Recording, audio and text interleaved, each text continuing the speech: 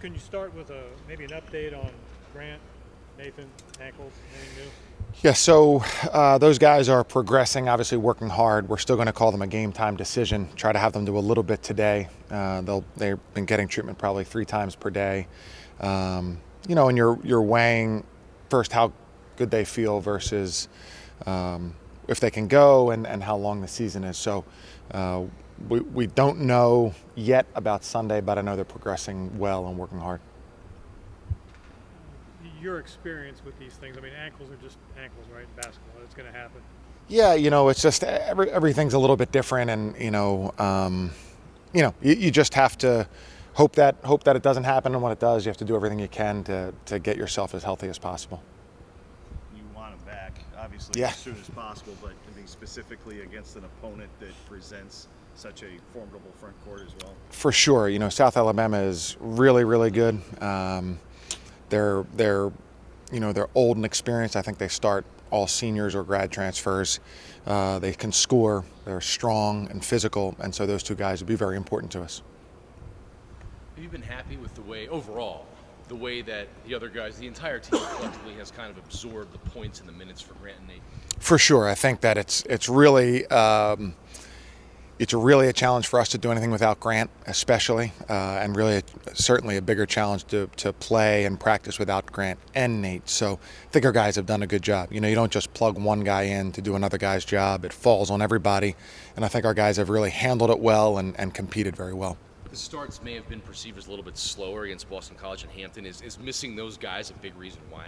I think so. I mean, part of that's just basketball and the nature of how games go and how spurts happen. But yeah, I think missing those, again, especially Grant, we throw him the ball every time. He's a great leader for us. He's really been rebounding well.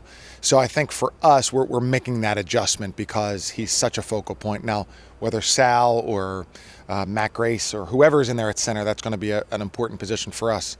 But when it's Grant, it's that much more of a focal point, and I think that we need to adjust to that more quickly during the course of the game. Has that been the biggest key in your second halves, the last couple of games? Or is every game's different? Yeah. You seem like you've had the last 2-3 second halves have been outstanding. Yeah, for sure. I feel like I think getting used to that, but also our defense, I think, has improved, and I think I think we're potentially a great offensive team, and as we continue to improve on defense, it really can show up for us on the other end. I think we've been really good in transition, and we just have players that can do some things in the open court. So when we get more of those opportunities, the better we are. Has the ease at which you have kind of inserted yourself both offensively and defensively into the lineup and the flow of this team even surprised you at all? Because it seems, I know you had all last year, red shooting, sitting out and everything, but has it surprised you at all that you guys have gelled so quickly? Not really. I knew it would come at some point, and just like I've been saying this whole time, it's gonna take some time, but it's starting to gel now, which is good. So, how do you guys, with your three-point defense, how do you and Jake kind of try to make up for, the fact that some of the guys that you're guarding are a little bit taller than you, can shoot over you? What can you do defensively to try and negate that supposed advantage that an opponent might have? just trying to be crafty on defense in different ways. Just getting a hand in a guy's face, or just trying to swipe at the ball before he can get the shot up. Just different things like that to try to make them miss. So. Like the start of the last two games, it's kind of been back and forth, and maybe not the most crisp basketball for you guys. Is starting stronger and putting the full 40 minutes together been a focus here recently in practice? Yeah, for sure. With two starters out, that's even more important, that we have to start games off strong, and that's a thing that we have to become better at, and that's a focus that we have to work on for the game Sunday. So. Overall, how pleased have you been with the ability of all you guys to kind of absorb the minutes and the points that Grant and Nathan have contributed? Can you repeat that again? Okay. Yeah, how have you been happy with the way you guys have been able to absorb collectively what Grant and Nathan usually contribute?